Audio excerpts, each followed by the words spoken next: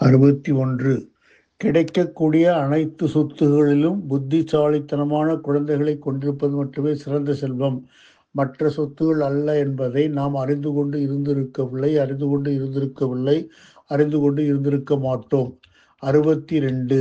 நல்ல குணங்கள் மற்றும் குறைபாடுகள் இல்லாத குழந்தைகளை பெற்றதால் 7 பிறவிகளிலும் பெற்றோரை துரதிர்ஷ்டம் அணுகிக்கொண்டு இருந்திருக்காது. 63. பெற்றோரின் விலைமதிப்பற்ற குழந்தைகளின் வாழ்க்கை குழந்தைகளின் நல்ல மற்றும் கெட்ட செயல்களுக்கு ஏற்ப தொடர்ந்து கொண்டு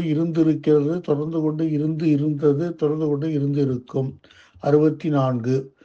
ஒருவரின் குழந்தைகளின் சிறிய கைகளால் தயாரிக்கப்படும் பானம் அமிர்தத்தை விட மிகவும் இனித்துக்கொண்டு இருந்திருக்கும். 65. குழந்தைகளை கட்டிப்பிடிப்பதும் அவர்களின் வார்த்தைகளை கேட்பதும் நம் உடலுக்கும் காதுகளுக்கும் மகிழ்ச்சியை தந்து கொண்டு இருக்கும். 66. இசைக்கருவிகள் புல்லாங்குழல் மற்றும் வீணை வாசிக்கும் பொழுது கேட்க இனிமையானவை என்று குருட்டுத்தனமாக சொல்வதை விட அவர்களின் மிகவும் ஆர்வமுள்ள மயக்கும் பேச்சுக்களை அவர்கள் முதலில் கேட்டுக்கொண்டு இருப்பார்கள். 67. தந்தை தனது மகனுக்கு நன்றி செலுத்தும் விதமாக அர்ப்பணிப்புள்ள தொழிலாகவும் தனது தொழிலில் உள்ள மற்றவர்களுக்கு வழிகாட்டியாகவும் தனது தொடக்கத்தை காட்டிக்கொண்டு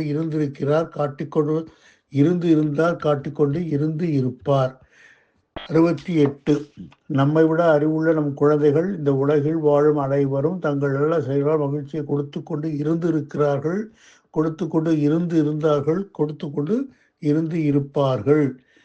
69.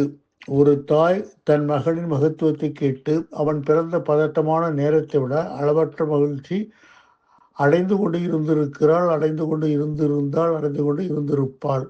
70. படித்த சேவை மனப்பான்மை கொண்ட மகனை பெறுவதற்காக தனது தந்தை செய்த அறியப்படாத தவத்தை பற்றி பொதுமக்கள் கருத்து தெரிவித்துக் கொண்டு இருப்பார்கள்.